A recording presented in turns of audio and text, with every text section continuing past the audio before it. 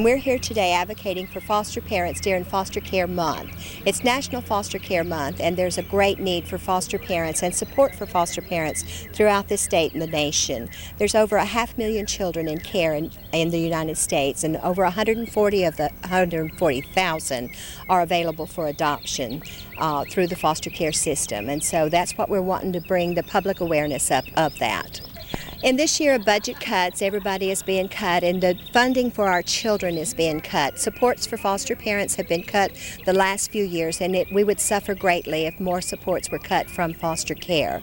The money that comes to the Office of Community Services through the Department of Social Services is what funds this program, and without money, then the foster parents can't be reimbursed for their basic expenses because they are not paid a salary. They're only reimbursed for expenses, and so if there's no money to be paid, then foster parents are not likely going to be able to take care of these kids that are in the state's custody. The funding is very important, and I hope that the state would continue to fund foster care. Very much needed. No, I didn't get in it for the money. I got in it to because I had 5 children of my own, and they all left. I didn't like my house. It was empty. And I met a lady at a nursing home that was a dietitian taking care of children, and I met her foster children, thought this was a good opportunity for me to spend the rest of my life, and that's what I do. I felt like I had something that I wanted to give back. Being a foster child myself, my foster mom and foster parent, they gave me a home, and I felt like it was my duty and my responsibility to give back to some child that was going from home to home that was looking for a home. We've been a foster family for 3 years, and we've had over 20 children, and we just adopted Isaac on May 3rd. I've fostered 62 children. Out of the 62 children, I've adopted 7. Well, we actually got in it originally to adopt, and then when we saw the need was so great, we were getting called several times a week for foster kids, that my husband and I decided that this is what we needed to do. And so that's how we got involved. I was a single parent. I had one daughter, and I wanted my daughter to have a sibling. So I decided to adopt a son, but instead I got a son and a daughter in that process. Through the state, I became a foster parent, and after that I became an adoptive parent. It's been real rewarding. I have teenage girls. I keep teenage girls with their babies, and it's been a good rewarding for me.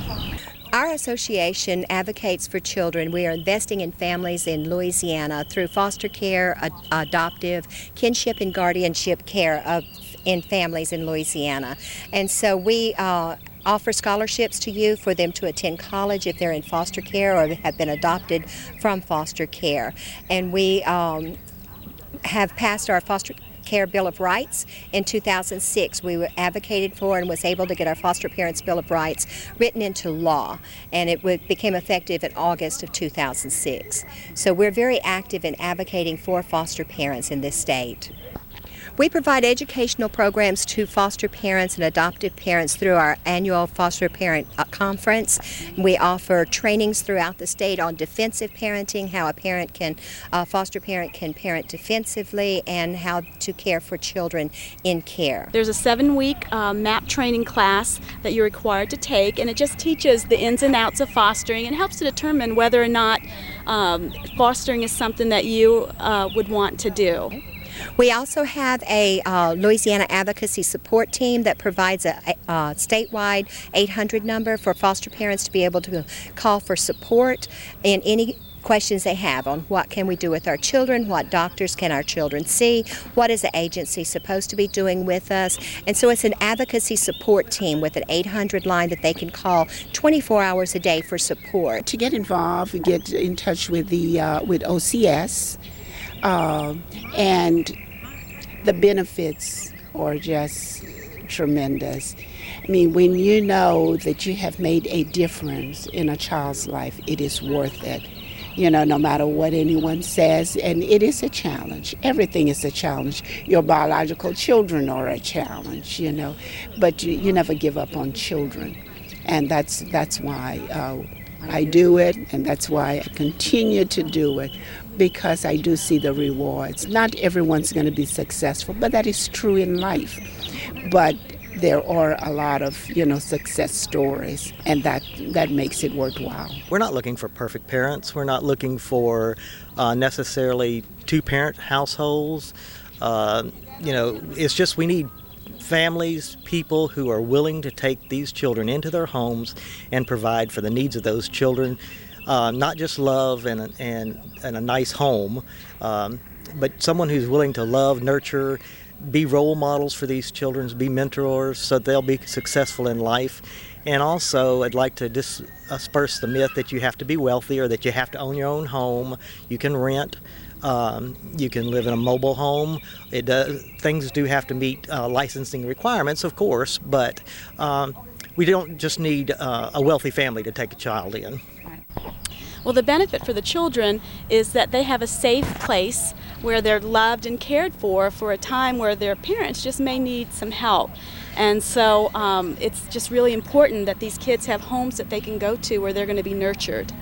I didn't get in it to adopt, but I had one child that was severely abused that I did not want to go home, and so I did it. The biggest challenge is some of their behavior because they're abused or neglected, and some of the benefits is that seeing the kids progress and become productive citizens or return back to their parents. As a child coming up, I know how important it is that some adult will step up and say, I'm here for you. I'm here to carry you to school. I'm here to take care of whatever you need to be. And today I give God the grace and mercy for what he have done, because right now our children need us. And by all the budget cuts, the foster parent does not they give out of their own pocket. So it's not just that we're doing it just for the children, we're doing it for ourselves too, because truly we want to give back and to be that support for our children. May is Foster Parents Month. Last month was Child Abuse Awareness Month. And I want the state of Louisiana to recognize foster parents more so than they do. I don't believe they're given the recognition that's due to them, not because I'm one, but I see a lot of parents and kinship care that needs some recognition in the care that they give to their kids. Our children is not just a statistic. They are our children, and they are our greatest commodity in Louisiana. And if we don't look out for our children, who's going to look out for them? And not only that, our children needs us, and we are our leaders for our children. And if we don't help mold their life, then we expect them to go and be something. Then we need to mold their life. We need to give them the resource. We need to be the support and the advocate for our children. Our local association benefits from the State Foster Parent Association because they advocate for us through the Legislature and through the State Office of Community Services. We receive many grants from them, leadership training from them, and they support us a lot through the State Foster Parent Association. Our local association hosts kids camps for the summer, and we host foster parent appreciation dinners, worker appreciation dinners in our local area. We do offer a lot of support for our foster parents. What we can't do on the local level, we can always look up to the larger, being the Louisiana, and they offer the support or can get us some help wherever need be. We are looking for adoptive parents. Right now in the state of Louisiana, there's almost 500 children that are freed for adoption, waiting for a forever family that need, and we know there's some out there waiting to hear this message. They can call the state office, they can call the Office of Community Services, and they can put you in touch with the home development worker that'll set you up, let you know when the next orientation is, and training. You can be a part-time foster parent by offering respite services for foster parents who are certified. When we need a day off, then we have to leave our children with certified foster parents. So if you don't want to be a full-time foster parent, consider being a part-time foster parent to support the foster parents in your area.